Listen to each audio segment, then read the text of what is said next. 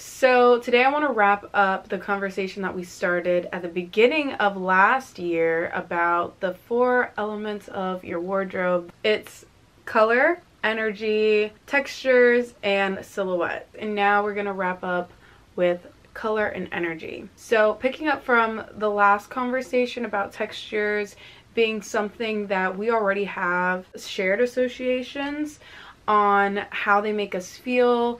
For example, leather giving this like rebel, badass vibe, wool being a very protective kind of feel. It also is associated with like a time frame, with winter being a wool fabric. We can say the same thing also for colors. Like bold colors when they're used in an outfit can give a very playful or childlike feel, whereas darker tones can give a grungy goth feel, or earth tones have a boho type of style. I also mentioned this in the last video, but I want to briefly mention it here that it's not just the color or the texture that creates a certain style. It also depends on shape and cut. So although yes, bright colors can give a very childlike feel, it can also give a very 70s feel. It's really just based off of perspective, but those are ideas that I wanted to throw out just to give you an understanding of how associations that we have with colors already kind of shape what we think about them. So when you're choosing your color palette, I think it's important to also note that you're not only seeing the colors of the clothing, you're seeing it matched up against your skin, against your hair, your eyes. You have all these other colors that are going on, and some people like to use a chart that shows your skin tone to what colors would best match certain skin tones, which I had never seen before actually. I never even considered that, but when I saw it, I did see that the colors that I find that I like on me best are perfectly aligned with that chart. And now I'm kind of like, maybe I should have looked at that in the first place. I don't think everybody has to stick to that, like there's no real rules, but I think it could be a starting point for a lot of you guys or give you a shortcut. I think for me it would have probably given me a shortcut because I just went through the process of trying so much until like I really started to narrow it down, and that took me maybe 2 years to like really get it down. Like, okay, I know exactly what tone of red, I know exactly what tones of blue. You can also choose one of those like shade categories to stick with. Jewel tones, pastels, bright colors, I don't know what that one's called. Also, if you're somebody who dyes your hair like every 3 months, that's something else to take into consideration on if you really want to stick to a color palette, because when I had red hair, it was so much harder for me to put together outfits. Most of the outfits that I normally wore, I just did not feel the same in. Also recently, I ran into this lady who was subscribed to me, and through our conversation, she mentioned color, which was coincidental because I was preparing to record this video, and she asked me what my color season was, which is another thing that I hadn't heard of. But she said she thinks I have a winter color palette, which I guess I can agree with because I wear darker tones. You can maybe use that as a starting point, or you could use the skin tone color palette as a starting point. But I really recommend you just try different colors on yourself. You could even go to the store like a Goodwill where everything is color organized, pick up a bunch of different colors, try them on in the dressing room. You're not tied to buy anything, but you get to experiment and see what works for you. Or you could even look back on pictures of other outfits that you've worn and just sit there and think about it, like, okay, would I wear this again? What didn't I like about it? Is it the colors? Is it because I just don't like those colors? Do they make me feel like it's not my vibe? Or does it just not pair well with my hair, skin tone, eyes? I think having a color palette in your wardrobe is just going to make not only shopping easier because you can skip over all of the colors that you already know don't work for you, and you can designate your time to searching in the areas where you are more likely to find clothes that match you because you already know the colors that you like on you. But also when you buy something and you bring it home to your wardrobe, it's going to already match so many more items in your closet instead of not having a palette and just having a bunch of random colors, and then like you have two colors that really look good together, and then these two colors really look good together. There's no like one outfit that works in your closet. For me, that was an issue as well. It was like I had this one tone of orange that matched these one pair of shorts, and it was like that was the one outfit I would wear that piece with. But now in my closet, everything can go together. I can mix and match it in so many ways, and I think I'm able to re-wear certain outfits. So here are two outfits that I've worn. One of them is the same blue shirt but with burgundy boots and a black skirt, and the other one is the same blue shirt but with a burgundy skirt and black shoes. So it's literally pretty much the same outfit, but it's different vibes, and it's still a different outfit, but they are the exact same colors. I love that I can mix and match the same type of outfit because I also already know my silhouettes, I already know my textures that I prefer. So it's very seamless. So moving forward in this conversation, I think it's important to consider when you're choosing your wardrobe palette that you're basing it off of sight and feeling. When I was talking about my whole style evolution, color on me was definitely something that I didn't pay attention to a lot of in the beginning, and I wore a lot of bold colors. But when I started to internalize my clothing a little bit more and see how it presents me, that's when I realized that wearing colorful outfits and who I was, my personality, did not mix very well. It wrongfully presented who I was. Yes, I am a very playful person, but I'm also very serious, very calm, and at that point I was also more mature, and that was one of the biggest aspects for me that was really clashing. Now when it comes to styling with color, I think color and texture interact with each other the most out of the four elements, because when there's too much of both, it just creates a very chaotic outfit.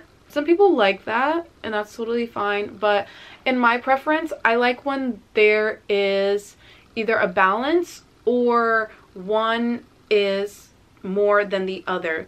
So for example, having one of them being super consistent allows you the space to go all out with the other one. So either be super consistent with like one or two colors, but then wear a bunch of different textures, or wear one or two textures and go all out with the colors. So for example, with the colors fitting very closely knit together, I feel like it gives that anchor that allows for my colors to be very chaotic, but it still makes sense. Do you see what I'm saying?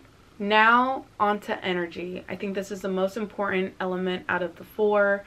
And that's because it is not only the end product of your outfit, but it's also the very beginning. It's how you are as a person and who you are carrying that outfit. You could be wearing a runway outfit, but if you do not have the attitude that aligns with it, then it's just gonna fall flat. And how can you align with your outfits? Well, it depends on what your intention was behind your wardrobe in the first place.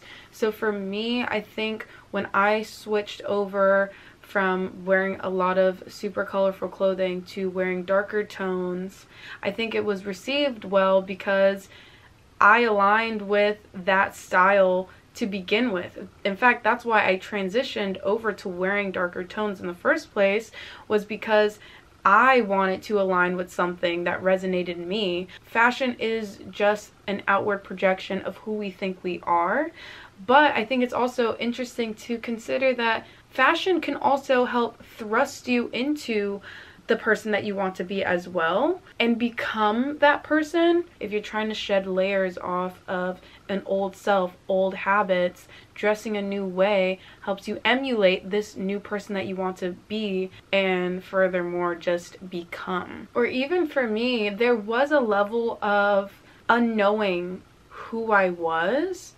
and I think fashion kind of helped guide me into myself a little bit, because I was finding what physically represented me, and then that kind of backtracked into who I was, which then went forward into my fashion, and it was kind of a back and forth, and they both kind of just like talking to each other, if that makes sense. And now I think me and my fashion are just like one thing.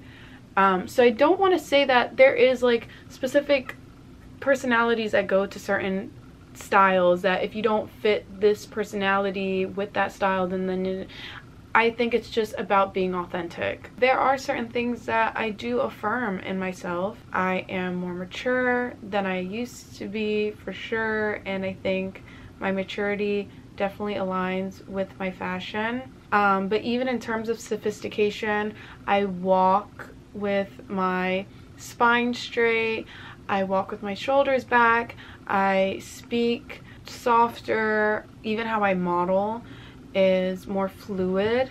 And those are just other ways that I can communicate who I am, not only by the way that I dress, but how I am moving in the way that I dress. An exercise that you can do is just practicing in the mirror how you wear your face, how you stand, how you walk.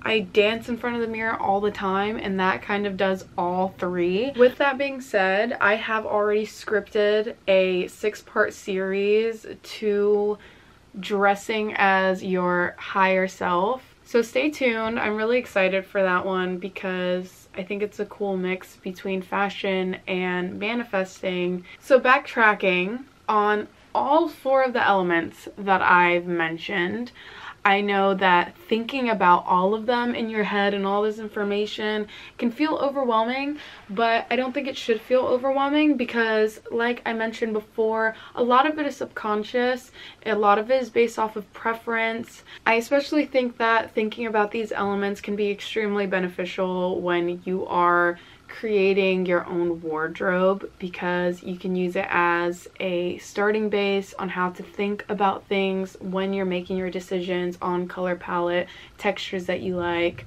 etc. But I would recommend that you focus on one at a time, and I would go in the order of energy, silhouette, color, texture. There is no right or wrong answer, but this is just my opinion. And that's because, first off, energy, you want to feel confident moving into your new wardrobe that you're trying to curate. You need to know who you are, who you want to be in order to create it, because if you don't, then you're gonna end up with stuff that you don't really resonate with. And silhouette, I mean, when it comes down to it, I think that is definitely the most important out of the last 3, because you can have whatever colors, whatever textures, but if it's not wrapping your body in a way that makes you feel confident and enhances your body features, then everything else is going to be shot. And then color is definitely more important than texture, because it gives you way more of an emotional attachment than texture could. And then texture is last. I think texture is also a little bit harder to find in the thrift store, because you kind of have to go down this list of priority. Okay, does it fit me well? Okay, check. Is the color good? Check. And if you can get the texture, all 3 in one garment, check, check, check. That's a rare find right there. So I really enjoyed picking apart my brain for these 4 elements, and I hope these conversations were helpful to you guys at all, or just like open up a new pathway for you to think about fashion or consider how to build your wardrobe. But let's continue this conversation in the comments below. I'm open to everyone's perspective. I just shared mine, so let's keep the conversation going. Thank you for watching. I love you. Bye.